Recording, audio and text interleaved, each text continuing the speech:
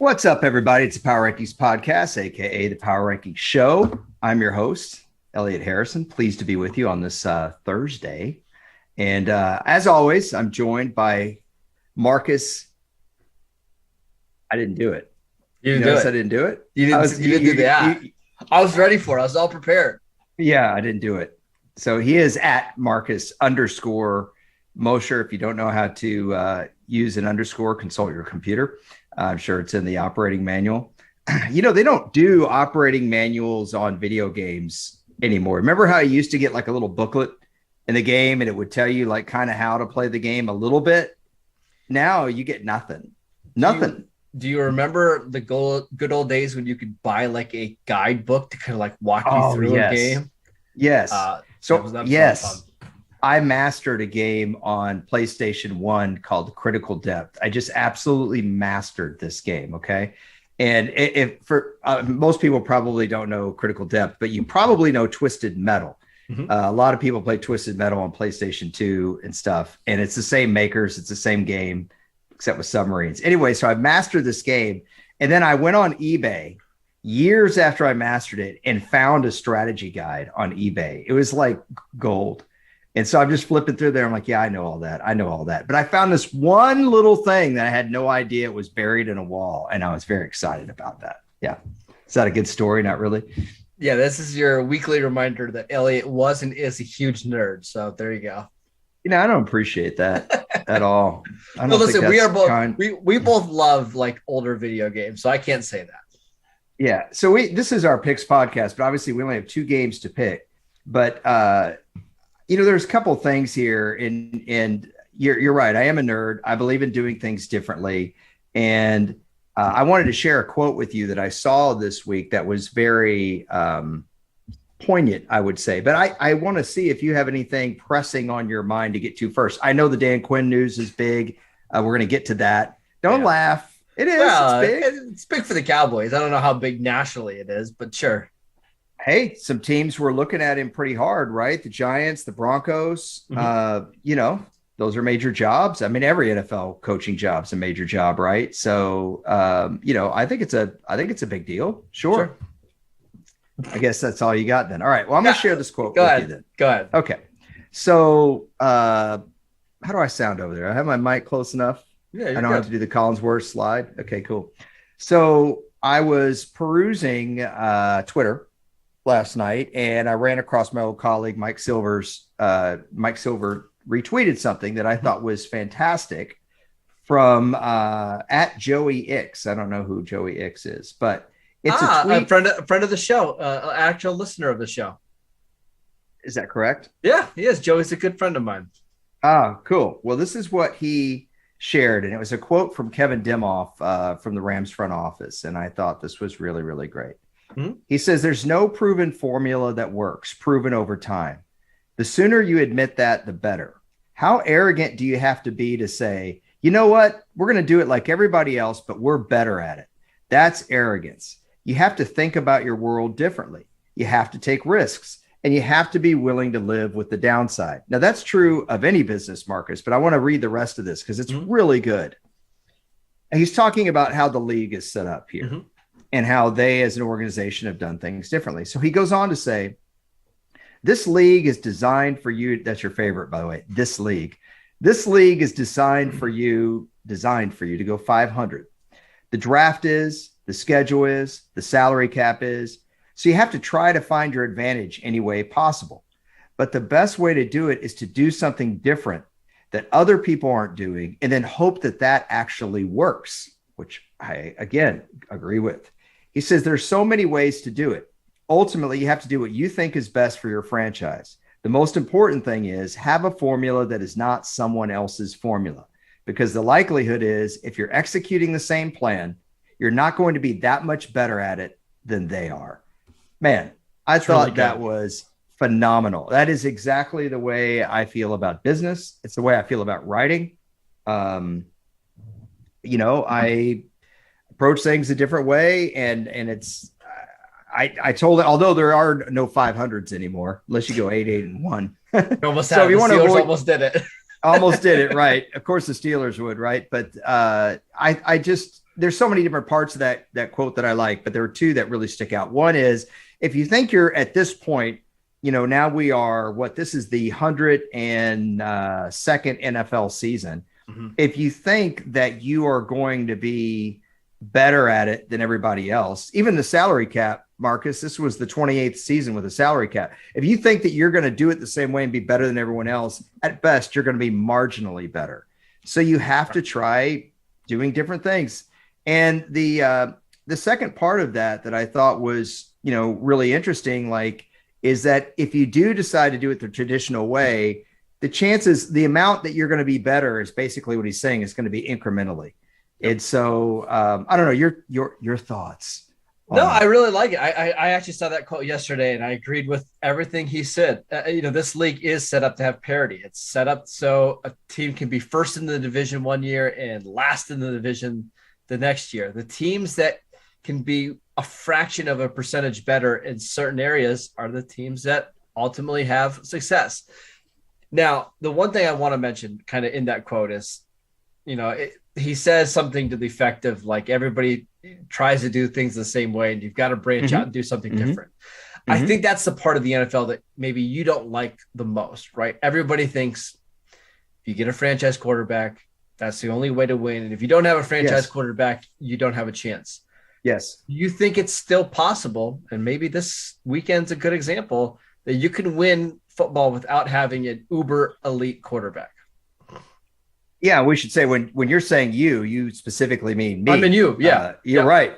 And Marcus and I talk about football all the time, not just on this podcast. It's not like we never talk to each other and then we show up. We're not like two actors on a sitcom that hate each other. Yeah. Although once I found out he didn't shovel his driveway anymore and he doesn't walk his dog as much now that he's the father, that might drive us apart. But outside of those things, you're right. And I think this is a great litmus test, isn't it? The 49ers playing the Rams. Obviously, that was a quote from the Rams there, that they do things differently. But the 49ers really schematically and run pass ratio and all those kinds of things do things differently. And I do think there are more ways to win in the NFL.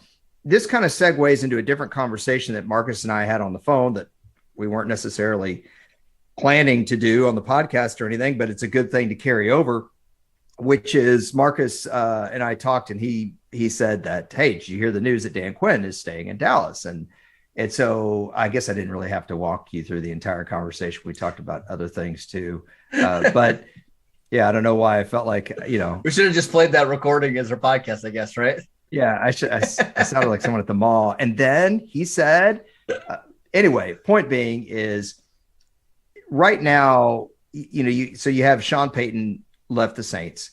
Mm-hmm. We talked about Dan Quinn staying as defensive coordinator, and you brought up the Byron Leftwich. Where could he end up? Could he end up with the Saints? Could he end up with Jacksonville? And the idea that he would rather have the Jacksonville job, not because he played there, but because Trevor Lawrence is there. And I lament the fact that has become the number one determinant, at least in most people's eyes, of taking a head coaching job is, do they have a franchise quarterback in place? Yeah, I mean, I think that's the most important thing out there for coaches, right? Because you kind of live and die based on how good your quarterback is, right? If you're Matt LaFleur and you're paired with Aaron Rodgers, you're probably going to have a really good win-loss record every single year, compared to if you go to Jacksonville when you had Blake Bortles and all that kind of stuff. So I think that's the way the NFL is, but it doesn't necessarily make it all that much fun though, Elliot. Like I kind of wish the NFL wasn't like that. And honestly, it's the reason why I love college football. It's because you don't have to have a great quarterback in order to be a championship level team. We saw it this year with Georgia. I know you don't follow college football, but it's one of the reasons I think people like the college game more, is because it's not just based off one position. I watched the second half of the championship game. Mm-hmm. Wasn't that fun? I watched Georgia's quarterback. He's an interesting guy. Stetson Bennett. Yep. Yeah. He sounds like a guy that would have, what do they call those? An ascot? Well, you have like the blazer and the, wait, which one is where you? That's the Scooby-Doo guy, right? Is that Fred that wore it? Yeah. He doesn't that name sound like I'd like for you to meet with our British attorney, Stetson Bennett. So off of what you said, first of all, I'm really proud of you that you just said that, because usually you tell me how superior the NFL is to the days of yesteryear, and then you start making a comment about Gran Torino to me. No, listen, I think the NFL is better in several ways, but that's the one part of the college game that I really like, is that it's really more about your overall roster and your coaching rather than do we have a superstar quarterback or not. Right. Look, if you're an avid Stratego player, look, you can use your spy to capture the marshal. You can go straight after the flag. You can save all your miners to take out their bombs. And for the 90% of you that never played Stratego, I'm sorry this reference is lost on you. I'm not changing it. But okay, there are a lot of ways to win at at Uno. Do you hold your draw 4 and just hit your opponent with reverses and skips and draw 2s, and then you lay down the draw 4? When you could wait to the end, right? Yeah. Or do you play the big boy early? Get out to a 20-0 lead. Look, there are a lot of ways to win at Uno. I wish the NFL, there were more ways to win. And I think what Kyle Shanahan is doing shows that, unfortunately, there's one Kyle Shanahan and there's 31 other guys. And so I lament the fact that, and Jeff Talley, if you're out there listening, yes, I know I used lament twice now. Let's keep a running tally, no pun intended.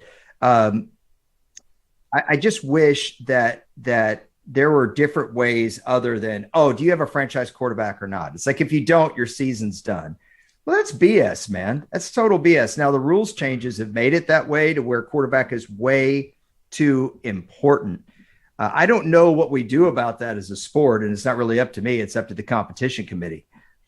I don't know if you can do anything about it because it's just the way the NFL is going. But going back to the original comments, but it's by the Rams, not the GM, but it was somebody in their front office. It's Kevin Demoff. I think he's their VP. I always forget his official title. It sounded to me from that quote, he was more talking about roster building, right? Like the old adage is you build through the draft, and that's the way you build a championship team. And that's the way it's always been done, right?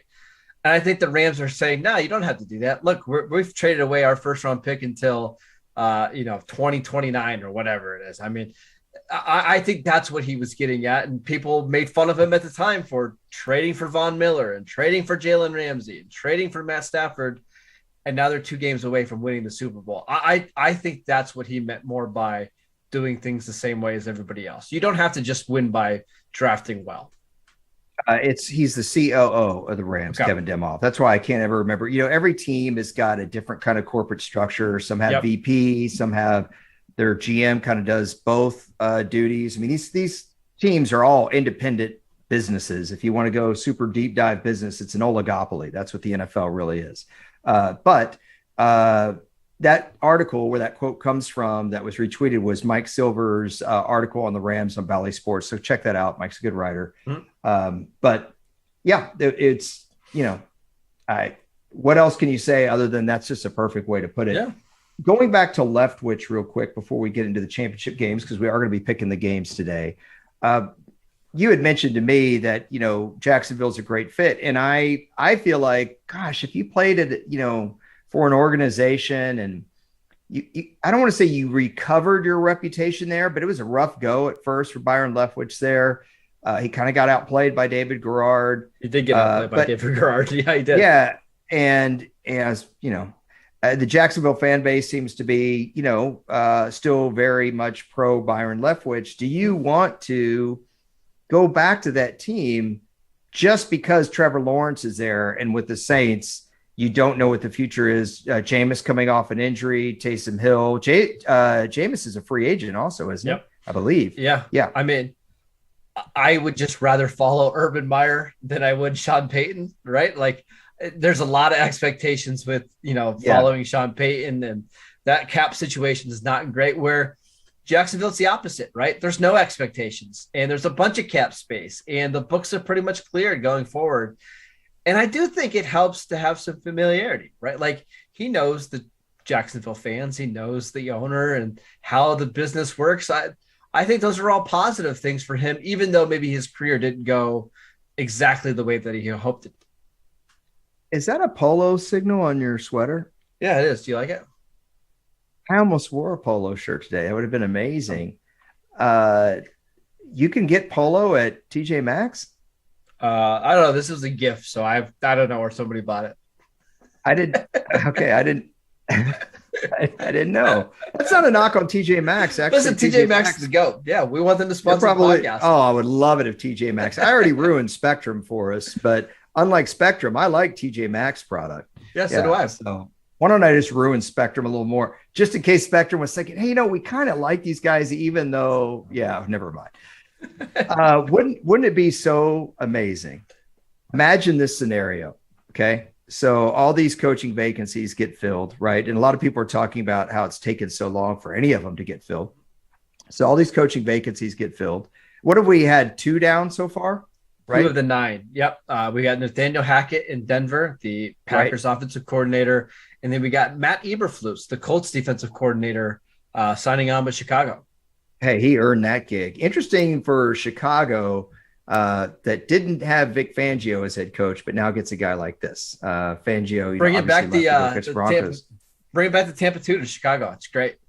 Yeah, and we're going to talk about the Tampa 2 a little bit when we get to that Bengals Chiefs game. But I just wanted to say this: what if?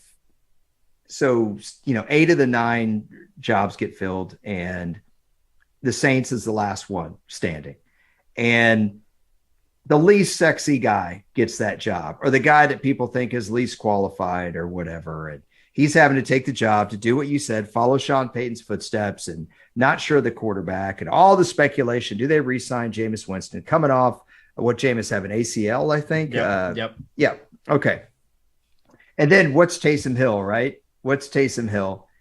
And everyone's like, oh, what a miserable. And then you're in cap purgatory, right? You're in a terrible position with the salary cap. So the lowest rung head coach takes this job because it's a chance to become a head coach. And Ian Book turns out to be an absolute all-pro MVP candidate. It sounds ridiculous, doesn't it? It would be pretty unlikely, but listen, we've seen stuff like that happen before. So it would be almost, but not even what happened with Dick Vermeil taking the Rams job and Kurt Warner turning into what he did. Yep. Truly. Because Trent Green was supposed to be the guy there. Trent Green was a good NFL quarterback. People thought Dick Vermeil was done. So crazier things have, in fact, happened. I just think that would be amazing. Should we get to the games where we have on the docket? Well, let's do it. We need a drum roll drop there or something. All right. First game. Can we play some Rat? Do we have to get that sponsored? I mean, do we have to pay for that? I mean, okay. Next one. Bengals Chiefs. The spread on this game is 7. Chiefs 7-point favorites. Not surprising, right? Chiefs at home, playing pretty well in the playoffs. Bengals clearly an inferior team. Do you like the Bengals at all in this spot? Boy, you have teased me a lot about what, that's a heck of a way to get into a podcast because I'm, sometimes awful about it. That was a terrible way to introduce the 52nd AFC Championship game. Come on. It's the 52nd AFC Championship, the American Football Conference, the Cincinnati Bengals at the Kansas City Chiefs. This is the Bengals' 3rd AFC Championship appearance. They made it in 1981 and 1988. And for Kansas City, this is, Marcus, the 4th in a row. Is that correct? Yeah. And I believe this is their 5th AFC Championship. And I think it's going to be a blowout. I thought I gave it the appropriate amount of drama going into this game. All right. Listen, I don't see how the Bengals, and I know they beat them earlier in the season. Actually, it was only a few weeks ago, but how do they block the front four for Kansas City? How do they get stops on defense? I just don't see it. Yeah, we talked a little bit on Tuesday, our Power Rankings podcast. We ranked the 14 teams that are in the playoffs. Go check that out if you would like. That was on, when did we do that? We did it on Monday. Monday. Yeah. Okay. So if Chris Jones and Melvin Ingram and Frank Clark play like they did on Sunday, this game is over. It's over. And it sounds crazy considering how many points did they give up in that game? Was that 31 points or whatever? Yeah. Those guys were monsters. Like Melvin Ingram, I saw one snap. He just got under Spencer Brown, gave him the old hump move and threw a 6'9" offensive tackle to the ground. Like if they play like that in this game, as you mentioned, this is going to be a double-digit win for the Chiefs. They're just so talented on that side of the ball. They are. I think what Joe Burrow is going to really need to use his legs in this game. He can run. You know, he may not be a great athlete, but he can get out there and make a play if he has to. I see you making that grimace. No, I think he's got to get rid of the ball quick. This is a game like every throw has to be under 2.5 seconds, right? I know there's going to be. Can you beat them that way? I don't know. I don't think the strategy is going to be hold on to the ball and then, you know, chuck it deep to Jamar Chase. I don't think that strategy is going to work like it did against Tennessee. No, defensively. So I mentioned that we would, you know, I by the way, I realize my shortcomings on this podcast for all our listeners. I always say that we're going to get to something and then half the time I whiff. So don't think that I don't know. But I did mention that we talked cover 2. There was some a little bit of chatter about the Bills playing too high safety looks towards Kansas City and taking away Mahomes' deep stuff. Yeah, well, then what he does, he hits Tyreek Hill on a skinny post that he takes, you know, to the house. Which, by the way, how fast was Tyreek Hill running on that play? Yeah. If you're going to play a cover 2, your safeties, first of all, need to take good angles and make plays. But the main thing is someone's got to get depth. Now, when the Tampa 2 became famous, Tony Dungy, Tampa Bay's head coach, used his middle linebacker to get back there and to get depth. You might have watched the Raiders-Bucks Super Bowl and saw Derek Brooks retreat back there, spy Rich Gannon, drop into that zone, pick him off, and go to the house. It's a little different game now. You don't have classic middle linebackers. I don't know if the Bengals are going to do what they're going to do to defense Kansas City, but if they just play a cover 2, I think Kelsey will absolutely destroy them over the middle. Teams that have a good tight end were always very good against that defense. I know the Cowboys had a lot of luck with it when they had Jay Novacek and even Jason Witten. What do you think about all that? I don't mean to get too. No. I think you're right, here, though. The other thing that I would mention is when you're playing a cover 2, you're really accessible. Excuse me. You're really vulnerable when it comes to running back, you know, passes out of the backfield. And they got 2 guys in Darrell Williams and Clyde Edwards-Helaire who are both really good pass catchers, right? Like I could see this being a game where Clyde Edwards-Helaire catches 6 passes for 60 yards and just kills the linebackers. So they could try that. I just don't necessarily think that's the way to go. I liked where your mind was going there. Your mind was trying to Frankenstein the words accessible and susceptible at the same time. And they're both a little dry. Yeah, go ahead. And they're both accurate, though. It's going to be the middle of the field is going to be very accessible to Patrick Mahomes, and the Bengals will be very susceptible to getting beat in that area. If they play that way, because your brain works, man. So, what I will say also, something we talked about a month ago, after the 49ers and Bengals played in Cincinnati, Jesse Bates had a robber coverage where he dropped a sure pick late in the game. I don't know if the Bengals would have necessarily won, but it certainly would have made it more probable. You've got to make those plays in this game. You have to. It's imperative to me that the Bengals get a takeaway or a block punt or something in the first half so that Kansas City can't run away with this deal.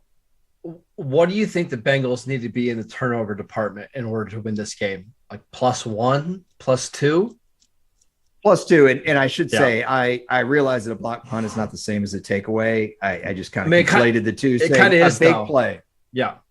Yeah. It's a big play, not from your offense, because the Bengals have leaned on their offense. Now, I will say, I thought the Bengals front line, defensive line, played pretty well against Tennessee, much better than expected. I agree. I don't know if they're going to be able to get pressure on Mahomes, though, because Kansas City's offensive line is really good, too. Way better. But if you can get like Sam Hubbard and Trey Hendrickson, if they can get some pressure on Mahomes and at least, you know, have him feel him a little bit in the backfield, maybe you'll have a chance. Let's do the over-under on this game. Do you want to take a guess? Yeah, I wanted to say one thing. KC's line is way better than your typical NFL offensive line, and I'm afraid it's going to be that way for several years to come. But go ahead. The over-under in this game is 54.5. I would have guessed 53 on this, so I would have been off. 53 is kind of my go-to. That's where I base when it's two teams I know can score. I kind of start with 53 and I go from there. Doesn't that feel high though? It does. But I know they're going off a. Here's the problem: if Cincinnati doesn't play well, and Kansas City taps the break in the fourth quarter, you're not going to get there. I don't know how many takeaways are going to be in this game. You know, Joe Burrow had one interception last week that went off of Perine's hands. Mm-hmm.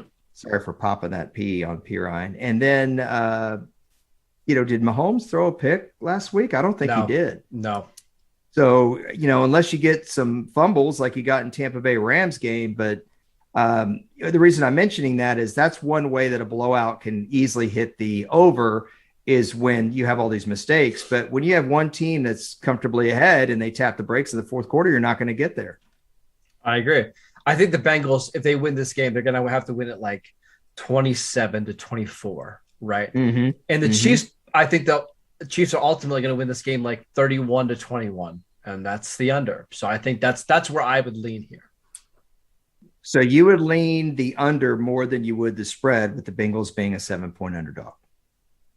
You had to put your money on one or the other. I would take Chiefs -7. I think I know what bet you would make though, no matter what. But we're gonna get there. Tyreek Hill, longest reception over 24.5 yards. He's absolutely gonna hit that this week. He's gonna have at least one 30 or 40 yard pass. All right, let's get to the next game. This is the one I'm really excited about. 49ers and the Rams in the NFC Championship game, a rematch of their great Week 18 game from the NFC West. Is that better? Or do you feel better? I mean, it's. Do you know these teams actually have played in the NFC Championship before? Yeah, one time. They played in 1989. I think they split that year. I was thinking it was going to be a great game, and the Rams lost 30-3. It was awful. I was very upset. Early in the game, Jim Everett had like Flipper Anderson open deep. He throws it, and Ronnie Lott covered like half the field to get there and deflect it. Yes. And Jim Everett or Chris Everett? Don't do that. God, don't be that guy. Listen, or Jim Everett. That's a great YouTube watch if you're ever just bored. All right. Gosh. All right. Rams 3.5-point favorites over the 49ers.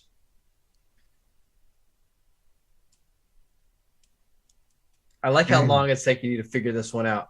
I'm going 49ers on that, bro. Oh, okay. We're going to have some disagreement. Go ahead. Yeah. Go ahead. Explain yourself. I'm going Niners on that. Boy, that's that line 3.5. Oh, I know you hate that little hook of 3.5. Yeah. Oh, they do that. They do that just to stick you. So, all right. To stick you. Yeah. If you're betting on this spread, I'm only betting on the 49ers if you think they can actually win outright, and you're predicting they're going to win outright. Do you think they're going to win outright, Elliot? Yeah, I'm doing it. That's a really pregnant pause right there. I'm doing it. Oh, because I was thinking of that Huey Lewis song. I do it all for my baby. Yeah, that one. You don't remember that one?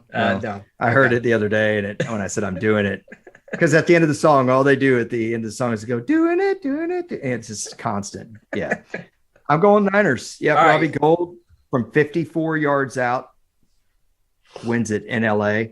And it's all the 42,000 LA Rams fans that are actually there will leave disappointed. And the 46,000 49er fans will leave overjoyed. Yeah. I'm picking the Rams to win and to cover that spread. spread. For sure. Because you love Sean McVay. I love Sean McVay. I love great quarterback play. I think this Rams team is so talented. I think they could easily win the Super Bowl this year. Like the reason why is the Von Miller that we saw last week looks like the Denver Bronco Von Miller from like 2015, right? Oh, okay. Calm down. Listen. Calm down. Listen, I'm not saying he can sustain this for an entire season. I'm saying he can't sustain it. Yeah. Okay.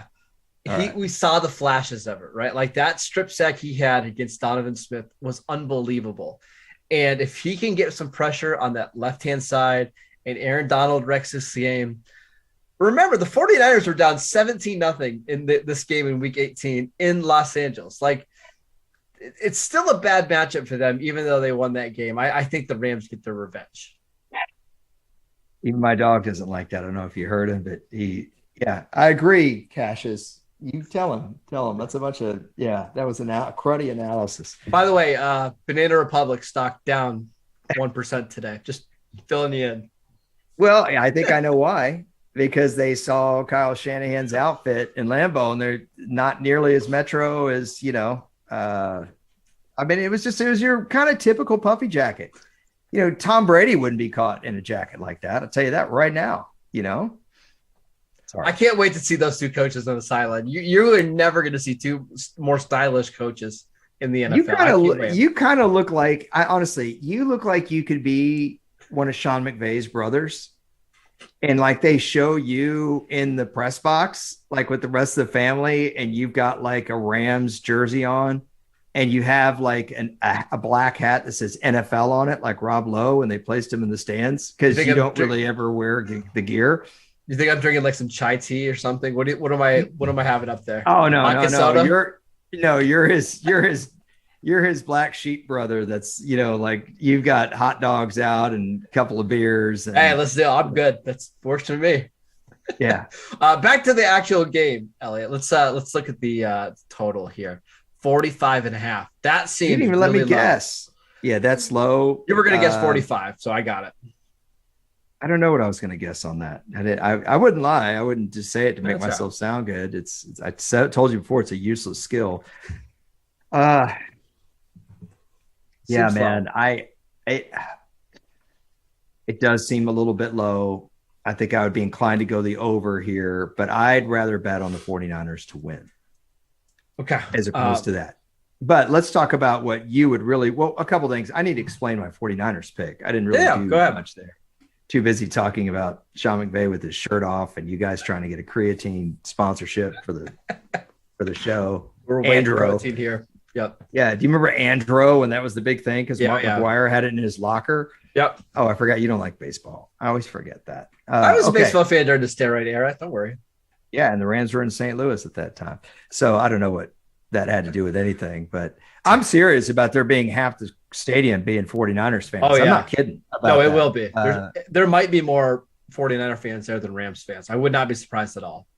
I have a good story to tell you about the Rams home games here in a second, but let's talk about this game schematically. So obviously, the 49ers are going to run the ball. They're going to be committed to it. So what do? Do you run away from Aaron Donald? Do you run counters against the flow? Do you run right at him? I've always been a proponent of running right at a player like that. Not because he's not going to beat you, but because it gives you an opportunity to try to wear him down. Now, teams tried to do that against Lawrence Taylor, and it didn't really work because Lawrence Taylor had the most ridiculous motor. He was as good in the fourth quarter as the first quarter.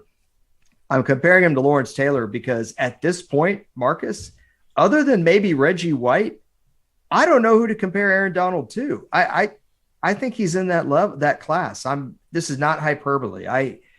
If you're talking about the greatest defensive players of all time, I would put Aaron Donald in the top 10 for certain, if not the top 5.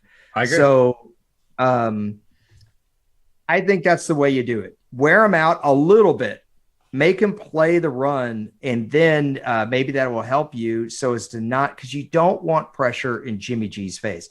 And I don't think the 49ers would be afraid to do that.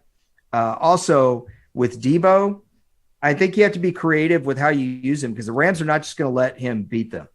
So I'd like to see some balls go early Ayuk's way. Mm-hmm. Kittle's being circled. George, Greg / Ron is being circled. And Debo, if you can get Ayuk in one-on-one coverage, even throw a 9-ball to him early in the game to, as you like to say, defend every blade of grass. That's what I would do. That may not sound very smart. Can you imagine someone's like, yeah, Elliot said to beat the Rams, what you need to do is run right at Aaron Donald and throw it to Brandon Ayuk. I'm just saying early. What do you think? Yeah, I think you're right. I also wouldn't be afraid to just feed Kittle in this game because the one area that the Rams are really weak is in the middle of their defense, in the linebackers and safeties. Eric Weddle has not played football in a couple of years, right? And if he's going to be matched up one-on-one with Kittle, I want to test him, and I want to test his open field tackling and all that kind of stuff. So if I'm the 49ers, I wouldn't have a problem if they came out really pass happy in this game. Lots of screens, lots of play action, just to kind of get the Rams on their heels. I think that might be the best strategy. You don't have to worry about the weather. I'm assuming that Jimmy Garoppolo's hand and his shoulder are better after the week off. I think that's the way to best attack the Rams early on. Okay, can I give you my Rams defensive strategy idea that I hope doesn't work, and I don't think they'll do it? Go ahead. What if the Rams put Jalen Ramsey man up on Kittle? Roll your coverage to Debo. Don't press Debo. Normally I love press coverage. You don't see it enough in the NFL. Debo Samuel's not who I'm pressing, okay? Because he's going to throw your corner to the side. So I bracket coverage him, or roll my coverage to his side. I man up Ramsey on Kittle, and I make Brandon Ayuk beat us. See, I think it's not a bad strategy. If I'm the Rams, I think I would rather use Ramsey on Ayuk and basically just take that option away. And now you can kind of use the rest of your defensive backs and linebackers to worry about Samuel and Kittle. I kind of like that strategy better. Okay, that will work. That will work if the Rams front plays a great game, and their whole front played well, I thought, against Tampa. Oh, yes. Not just their star players. If they have to leave Kittle in, to help max protect, well, then you can do that. But if Kittle's running routes against either Rams linebackers or Eric Weddle, this could be a really long day. Because the problem with letting Kittle get going, it's a little bit like Kelsey, but even more so. Yeah. When Kittle gets going, that whole 49, he's like the juice of that team. Wouldn't you agree? Like when he gets fired up, everything goes better for that team. He blocks better. Yeah. He reminds me of a really young Rob Gronkowski in that way. I don't disagree. It's just I would rather Garoppolo have to find Debo and Kittle into double coverage rather than, Ayuk one-on-one with my second corner. I just think that's a better strategy throughout the course of the game. Do you think Kittle is better than prime Vernon Davis? Yes. Yeah. Because prime Vernon Davis is better than people remember him. I can tell you that right now. Vernon Davis, he was an athletic marvel coming out of college, but he actually developed into a really good blocker by the end of his career. And that's what made him, last forever in the NFL. But yeah, I was going to say he stayed on the field. That's the other problem for Kittle.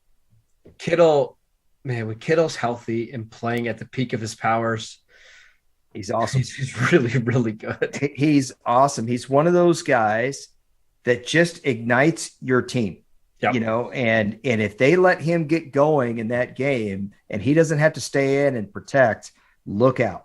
Look out. We're going to see a couple of great tight ends in these championship games. That's for sure. We're going to see Hall of Fame tight ends. And I've told you, by the way, I'm a fan of Uzomah. I think he's a good player for Cincinnati. I think he's an underrated player. And then your favorite, Tyler Higbee.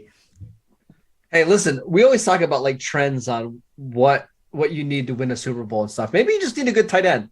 Last year, our tight ends were Kelsey and Gronk, right? The year before that was that Kelsey and Kittle at that point, right? Maybe we'll get Kelsey and Kittle again this year. Maybe that's the secret.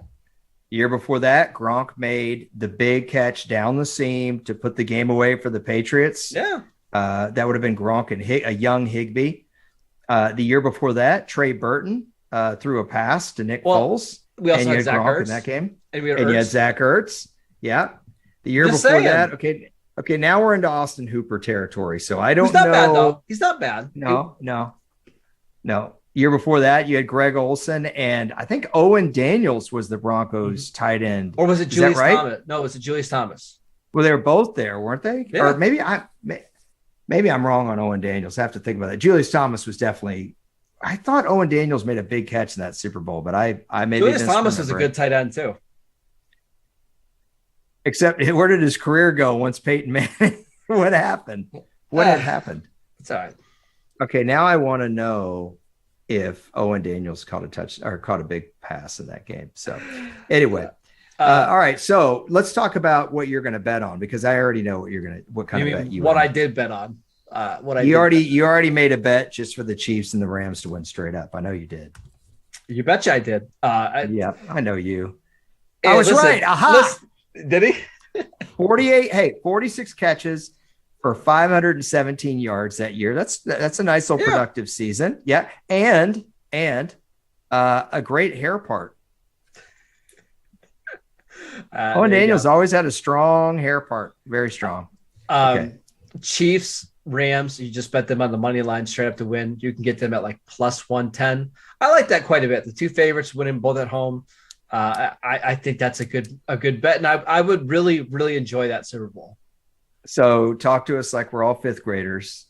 So you have to bet what to make what? You bet $100 to make $110. So yes, $110 profit. Sweet. Yes. I like it. And I think there's a chance that the 49ers could upset the Rams. I don't really see the Bengals beating the Chiefs. Sorry, Elliot. How about moving the line? If you want to, so let's say one of our listeners is like, look, I really want to bet for the 49ers to win. I'm not confident about it, but I want them to win, and I think they can win. What kind of teaser would you do for that crowd? So you want to tease, let's say, the 49ers and the Chiefs together? Sure. Okay. Because I don't know how many people are going to let's just go with that one. Yeah. Okay. Because I need to believe in it. All right. So this is a 6.5 point teaser. We moved the Rams up to plus 10, the 49ers up to plus 10, and the Chiefs to a half a point. So all the Chiefs would have to do is win. The Rams just have to stay within 10. You bet 130 to win 100. You mean the 49ers need to stay within 10? Yes, 49ers need to stay within 10. Yeah, I like that. I like that a lot. Do you like that, or you're not a fan? I would rather do it the other way. I would rather take the Rams and move them from 3.5 point favorites to +3 on the spread. So all they have to do is stay within 3 points. Sure. Okay, so if you bet $100 on moving the spread, the 49ers, now they're 10-point underdogs, and the Chiefs just have to stay within that, have to win by half a point. They just need to win. If you bet $100, what do you make? If you bet 100, I believe you're going to win $76. $76. Okay. Still not a bad bet, though. What if you bet 10,000? You'd make a lot more. 7,600. Let me just do the math for you. You'd make 17, or you'd make 7,000. Yeah. A little more than that. Yeah. 77. I like that bet. No, not feeling it. The only thing that worries me is if the Rams offense is clicking, I don't know if the 49ers can keep up, right? I just don't think they can get into a passing game with the Rams. And, if this game ends up being 34-24, can they keep up? I don't know. All right. Well, I'm saying that if you don't want to take my 49ers Chiefs idea, take the 49ers to cover. Okay. Is that it for our game? So let's just go over this really quickly. Yeah. I like the Chiefs to win and cover. Do you like the Chiefs to win and cover as well? I do. Okay. I like the Rams to win and cover. You like the 49ers to cover and win. So we disagree a little bit there. For the totals, we probably would go under the 54.5 in the Bengals Chiefs, but in the Rams 49ers at 45.5, 46.5, we would likely go over. But I like betting on the Chiefs straight up here, and I like betting on the 49ers straight up. I'll be honest. I could see the Rams winning by a field goal if they do win, and you're fine. Yeah. You're good. Unless, of course, that line moves. I like how you said, is that it? Is that all the games we have? No, I thought we'd talk about the Pro Bowl. So right now I'm leaning AFC. I really, I don't know. I saw today Josh Allen backed out of the Pro Bowl. Lamar Jackson backed out of the Pro Bowl. A couple other quarterbacks have backed out. We're only like 15 quarterbacks in the AFC backing out before we get Ben Roethlisberger in there. So I'm excited. Okay. So now that we're done with our picks here, we're about to bail. I want to tell you, I think where the whole Jim Everett, Chris Everett thing came from. So if you've never seen this, and I'm sure a lot of you have, Jim Rome show, he had then Rams quarterback Jim Everett on, and he kept calling him Chris Everett. Chris Everett's a really famous tennis player, female tennis player. And Jim Everett repeatedly warns him, don't call me that. Don't call me that. And Jim Rome, trying to make a name for himself, keeps pushing him. And it worked. Jim Rome, it worked for his career, made a name for himself. But Jim Everett pushed over the table and jumped on top of him. And you could see all this. Just go to YouTube. It's right there. It's a great YouTube video, by the way. It's so much fun. So as the Rams offensive line got a little, like Jim Everett had great years in 88 and 89. I think he threw 60 touchdowns over those 2 years, which especially in that era, that's a lot of touchdowns. And their line started to get old, and he got hit more. And he had somewhere in the early 90s a phantom sack where he thought pressure was coming, and he just ducked and hit the deck for no reason. There was nobody around him. And so people started calling Jim Everett soft. But I think, now this is just an Elliott theory here, okay? But one of the biggest proponents of quarterback safety rules was John Madden. And John Madden used to say on his broadcasts all the time, look, you can say a lot of things about NFL quarterbacks, but just don't tell me they're not tough. He goes, NFL quarterbacks are tough. And he would talk about how they get hit, how they have to look down the field. He's like, you cannot not be tough and play the position.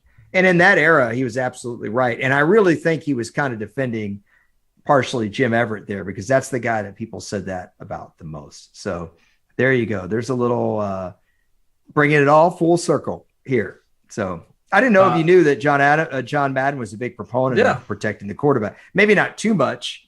Some of the rules now, I don't like it when a defensive lineman is like on the ground and grabs a quarterback's ankles or whatever, and they call that hitting below the knee. Yeah. That drives me crazy. Without spending too much time here, who was the toughest quarterback you ever remember watching? Oh man. Golly. I'll tell you one. He may not be the toughest, but he's one of the first guys that comes to my mind is Kurt Warner. Kurt Warner with 7-step drops in that greatest show on turf offense, and you had to deliver the ball, and he never flinched, and he had concussions. He got hurt. He got hit. I mean, look how he got into the game, right? How did he get his job? From Trent Green getting hit in the knee. And I never saw Kurt flinch like that. And you saw what he did against the best defense, maybe the best defense of the last 20 years in the Super Bowl. So that's the first guy that comes to mind, but I could think of others. Who do you got? Steve McNair for me. Oh, yeah. McNair, I mean, so many injuries to his career. He played through it. He took so many shots. One season, I think he broke his ribs and played through it. I love watching Steve McNair play.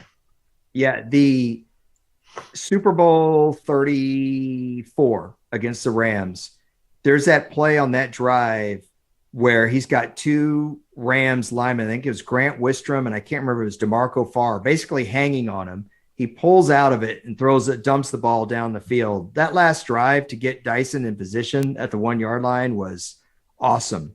And I could tell you, I worked with Eddie George my first year covering the NFL and television, and Eddie's first year doing TV. And Eddie told us all that McNair didn't even practice his MVP year. The year he won the co-MVP with Peyton was at 2003. Yeah. He didn't practice like almost the whole year because he was so hurt. He had 3 injuries going at once, and he was awesome. The Titans got beat that year, though, the Patriots in a really cold game. And that was a great Patriots team. But I wanted to add one guy to this list, though. I never watched this guy play, but I have his autographed helmet right to my left. I just never show it on our podcast. But Don Meredith was a quarterback. He's famous for being a Monday Night Football broadcaster, but he was the quarterback for the Cowboys in the 60s when they were awful. And he got hit all the time. The Cowboys offensive line were a bunch of journeymen, and they played a game in 67, Marcus, where he led them 90 yards down the field in the final minutes to beat Washington. And he cracked his ribs, and one of the ribs punctured his lung, and he could have died. The plane flight home apparently was a little bit scary, but That's how tough he was. And Tom Landry, who did not always get along with Don Meredith, because Meredith was a little bit of a funny guy and Tom Landry was uber serious, even said after his career that Don Meredith's the toughest player I ever coached in the NFL. And he coached the great Giants defenses with Sam Huff. He coached Bob Lilly, Too Tall Jones, Randy White, all those guys. So there you go. I love that we end the show talking about the Cowboys. This is great. Every time we can bring up the Cowboys on this show, it's always great. I was kind of hoping you'd bring up Ben Roethlisberger. I was going to bring up Aaron Rodgers, but never mind. Maybe for a different show. Do you want to see my toe, Elliot? Oh, yeah. That's right. Didn't you bust your toe? No, I'm good.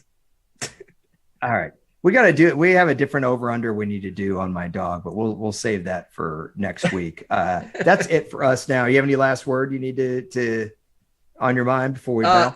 Just want to say, Sean Payton, congratulations on a great career. One of the best head coaching hirings ever. So, no disagreement there, man. Wonderful career. He's at Marcus_Mosher. You can get really unique takes like that if you follow him, that Sean Payton had a good career. I'm kidding. No, he's a great follow on Twitter. I'm at Harrison NFL. Also, check out Marcus on Locked On Cowboys. We'll talk to you tomorrow. See ya.